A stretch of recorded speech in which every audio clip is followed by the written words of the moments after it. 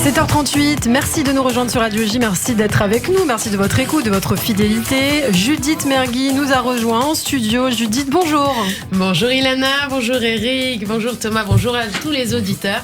Dites-moi Ilana, est-ce que vous ne trouvez pas que j'ai l'air en pleine forme? Ah si, non, regardez, est-ce pour que rayonner. Ouais, merci, mais voilà. Mais est-ce que je vends pas aussi un petit peu la tonicité d'une fille très sportive?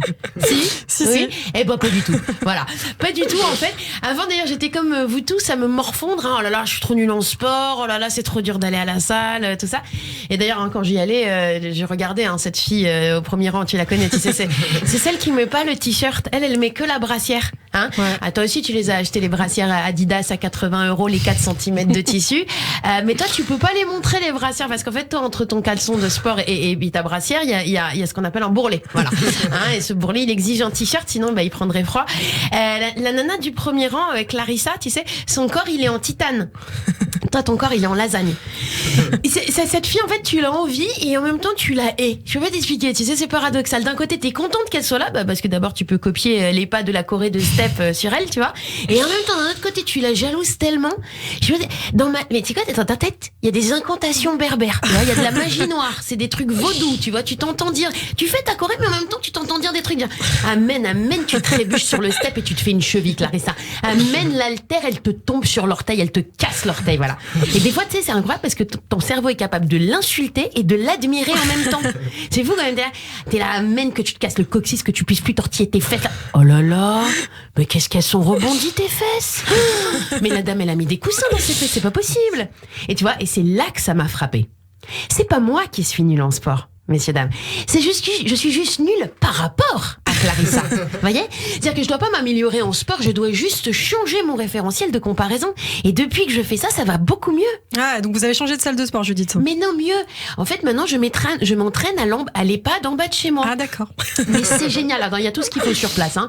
Alors, machines, accessoires, oxygène, déambulateur. Et alors, les coachs, enfin, les kinés, quoi, ce sont super, vraiment. Et moi, je le dis, hein, j'aime pas me vanter, mais depuis que je suis là-bas, je crois vraiment que je suis la meilleure. C'est simple, je les enterre toutes. Voilà. Bon, faut dire qu'elles sont mollassonnes, hein, les copines à l'EHPAD. Moi, je leur dis, Brigitte, tu te bouges un petit peu déjà que t'es sous assistance respiratoire. Arrête de jouer les essoufflés. Non, mais c'est vrai, c'est la machine qui fait tout à ta place. Ah, elle manque vraiment pas d'air, celle-là. Non, et puis Roselyne a toujours là aussi à te trouver des excuses sur les exercices. Ah, mais ça me fait mal à ma prothèse de la hanche. Ça va, dis donc, attends, personne t'a forcé à mettre une prothèse, tu pouvais rester naturelle, hein, si tu voulais. Alors, madame a voulu faire sa bimbo, hein, chirurgie à gogo, prothèse, addict, hein, non, ça va. Et puis regarde, Bernadette, elle est restée naturelle jusqu'au bout. Voilà, elle a même pas cédé à la tentation futile de mettre un dentier. Elle a dit, je reste comme je suis. Non, enfin, elle a dit... Mais bon, on a compris, quoi. Enfin, d'ailleurs, j'espère qu'on a compris. Si ça se trouve, Bernadette, elle nous demandait ses médicaments ou un truc urgent. Bah là, si c'est le cas, on a dû la perdre depuis. Bon, bah, on dira que c'est le Covid. Voilà.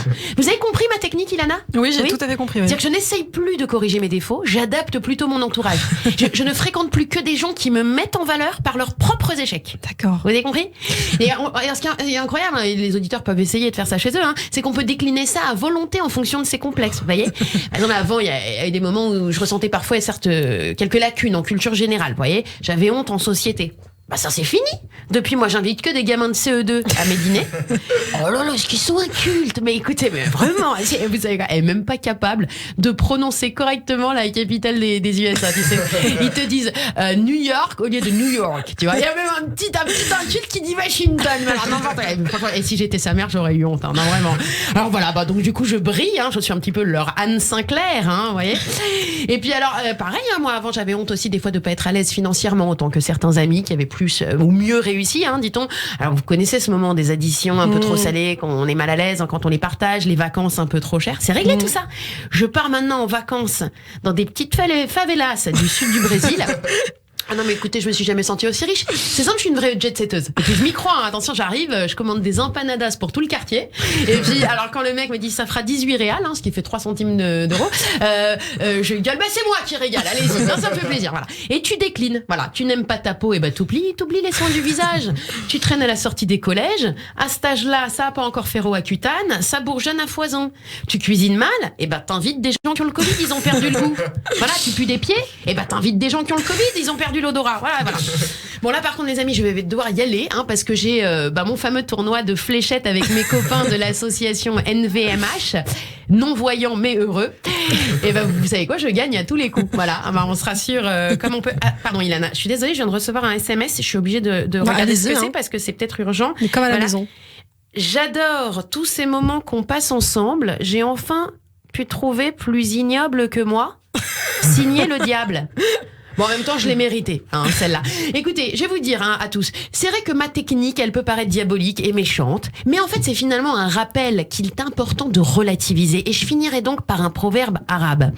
La valeur de la jeunesse, c'est un vieux qui te la donnera. La valeur de la richesse, c'est un pauvre qui te la donnera. La valeur de la vie, c'est un mort qui te la donnera. Messieurs, dames, bonne journée à tous. Merci Judith. Ne soyez pas complexée, Judith. Vous êtes très belle, vous êtes très drôle.